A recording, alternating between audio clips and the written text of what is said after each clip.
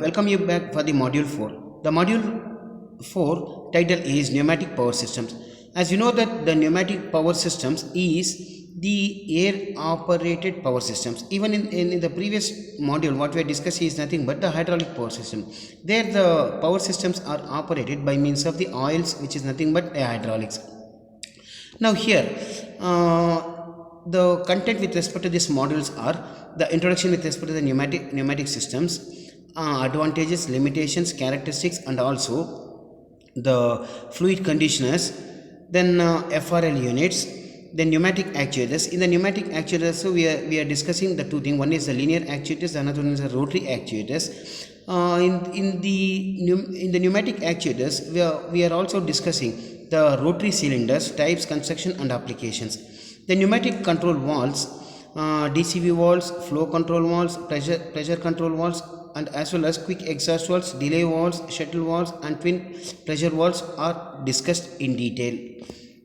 The English word pneumatic and it's associated with the noun pneumatics. Now the pneumatic is derived from a Greek word pneuma. Pneuma means which is nothing but a air or the breath. Now here in this topic, what we are discussing is with respect to the pneumatic systems only. Here the air is the media what we are using it as a driving system. By using that we are obtaining the power. That power is used for the further applications. The pneumatics can also be defined as a branch of the fluid power technology that deals with the generation, transmission, and also the control of the power using a pressurized air. Here in air is not the only media normally which is used. Even other gases can also be used as a media for the power generation or the transmission or the control of the power. The expectation of are mostly likely occur on the aircraft and as well as a space vehicle, where the inert gases such as the nitrogen is also preferred as a media in the sense raw material to generate the what we can say the power, and also the transmission or the power usage, and as well as the application point. The pure nitrogen may be used if there is a danger, if there is a danger of combustion in a work environment. In the pneumatic control compressors, air is used as a working media. Normally the pressures are varying from 6 bar to 8 bar. The entire pneumatic pressures is not going beyond the 50 kilonewtons. Now here as we know that as in the previous cases what we have discussed is with respect to the hydraulics.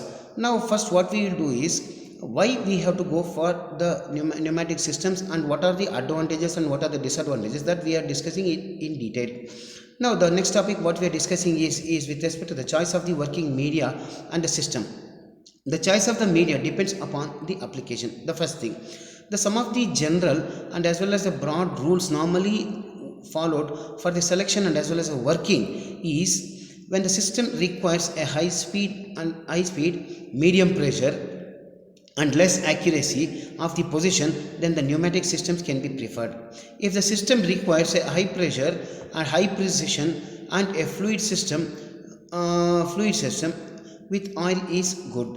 When the power requirement is high, like forging presses or the sheet metal presses, it is possible to use the air systems. The oil hydraulic systems is the only choice. The air is used where the quick response of the actuators is required. If the temperature variation ranges in the system is large, then we can use the air systems and run into a condensation problem of the oil is preferred. If the application requires only a medium pressure and as well as a high positional accuracy and the required, then that of the hydro-pneumatic systems is preferred. Air is a non-explosive. It is preferred where the fire, electrical hazards, and as well as expected, oil systems are more prone to fire or it may be electrical hazards and are not recommended in such applications. See, depending upon the type of the applications, either the systems, it can be a hydraulic or it may be a pneumatic.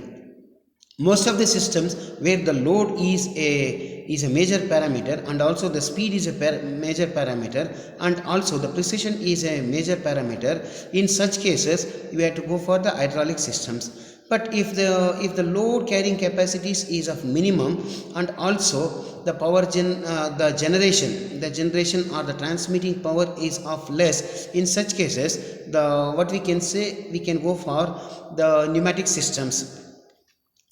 The applications of the pneumatic system. The pneumatic systems are used in many applications, especially in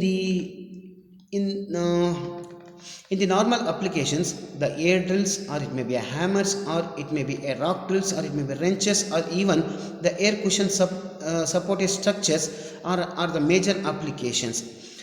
And in many vehicles, even the what we can say, the air suspensions, braking systems, and as well as the and also the opening and the closing of the doors is done by means of the pneumatic. In the manufacturing, the air is used as a power high speed clamping, or it may be a drilling, or it may be a grinding, or it may be a assembly using the pneumatic wrenches and as well as the riveting machines. The plant air also used to power hoist or the cushion support or the transport the load through the plant. Many recent advances in the air is a cushion support are used in the military and as well as the commercial marine transport industries. Now, even here also there are so many different types of applications are there. The first category what we are discussing is with respect to the industrial application. The second category is with respect to the manufacturing, and the third category is other applications. In the first category, the material handling, either it may be a clamping, shifting, positioning, orientation, or it may be a feeding, ejection, braking systems, bonding, locking. These are all the things where the material handling it has to be done. At that particular point, the accuracy is not playing a major role. For that reason, pneumatic systems can be used as a application, and the work can be extracted. Now, coming to the manufacturing, especially in the case of the drilling, or it may be a milling, or it may be a sawing, or it may be a finishing, forming, or it may be embossing, or it may be filing. Even here also the pneumatics can also be used. The other applications with respect to the pneumatics is the aircraft, cement plant industries, coal mining, and even in some cases the forging shops, machine tools, the door openings are some of the applications. These are all the major applications with respect to the pneumatics concern. The structure of the pneumatic system. In this system, the electric motor drive an air compressor. The atmospheric air is sucked by the compressor through the filter. The purpose of the filter is to separate the air from the suspended particles and other dust particles, along with the what we can say the moisture what it is there in the air. The compressor line is provided with a pressure switch to protect the system pressure rising beyond the safe level by supporting the electric motor supply. Since the compression process increases the temperature and the compressed air, the air is passed through the air cooler. To cool the air, the environmental conditions is also matters. The air is then stored in a reservoir or a storage tank, usually a large cylinder which is made up of steel. From the reservoir, the compressed air is supplied to the various actuators depending upon the type of the application. The schematic diagram explains how the pneumatic or the air is used as a media, and from that the work it can be extracted in the actuation.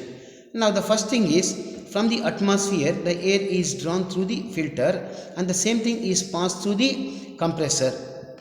Now here for the air compressor, compression is taking place. As the compression is taking place, what will happen is the temperature is also increasing it. As a rise in temperature is taking place, the same air it cannot be used for the application purpose. For that reason, in between the what we can say the storage receivers and or the air compressor, the air coolers are used. Then afterwards, the storage receivers where the air is stored. Then afterwards, the what we can say the direction control valves are used to transmit the air for the actuator. Even there also, the direction control valve it can be used either to off or the forward motion, or it may be retard motion, depending upon the type of the actuation what it is needed. Even here also the DC valves will also vary.